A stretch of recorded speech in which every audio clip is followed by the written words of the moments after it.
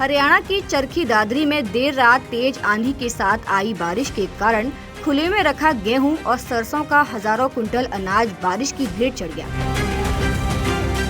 बारिश में भीगने के कारण फसल के खराब होने के अंदेशा भी है, जिससे किसानों और आढ़तियों को नुकसान उठाना पड़ेगा। दरअसल समय पर उठान नहीं होना ही नुकसान का सबसे बड़ा कारण माना जा रहा है।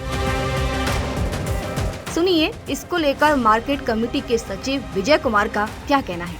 रात को जो अचानक मौसम खराब हुआ उसके संबंध में पहले ही मौसम विभाग के द्वारा भविष्यवाणी कर दी गई थी और इस संबंध में हमने भी सभी जो भी आढ़ती थे, कंसर्न आढ़ती, चाहे वो हमारी अनाज मंडी चरखी दादरी या खरीद केंद्र, सबको दिशा निर्देश जारी कर दिए गए थे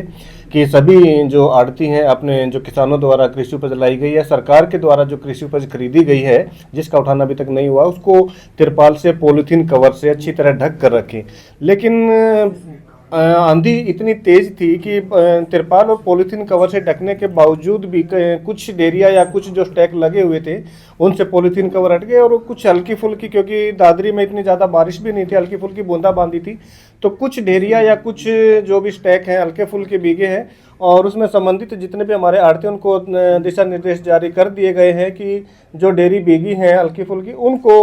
अच्छी तरह सुखाकर ही बैगों में भरे, ताकि जो कृषि उपज है वो खराब ना हो और सरकार को भी किसी तरह का या जमींदार को भी किसी तरह का नुकसान ना हो। आपके द्वारा बोला गया था कि वुडन क्रेट लगाएं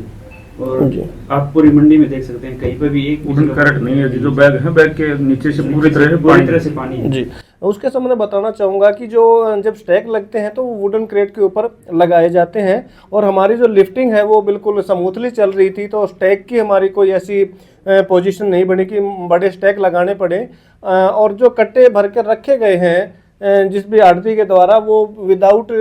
जो भी वुडन क्रेट है उसके द्वारा रखे गए, ताकि वो जैसे सभी आढ़तियों को ये था कि भाई हमारे जो बैग आज भरे हमने वो साथ साथ लिफ्टिंग हो रही थी, तो उसमें वुडन क्रेट की या स्टैक की ऐसी कोई आवश्यकता नहीं थी। अगर कोई फिर भी अगर ऐसे बैग कोई भीगे हैं बारिश की वजह से तो उनको खाली करवाकर, सुखवाकर और दोबारा से उनकी फिलिंग करवाई जाएगी। अगर कोई नुकसान जमींदार को होता है तो संबंधित आढ़ती से उसकी रिकवरी भी करवाई जाएगी। अगर ये वीडियो आपको पसंद आया है तो इसे लाइक जरूर करें। अगर चैनल अभी तक सब्सक्राइब नहीं किया है तो कर लें और नोटिफिकेशन पाने के लिए बेल आइकन भी दबा दें।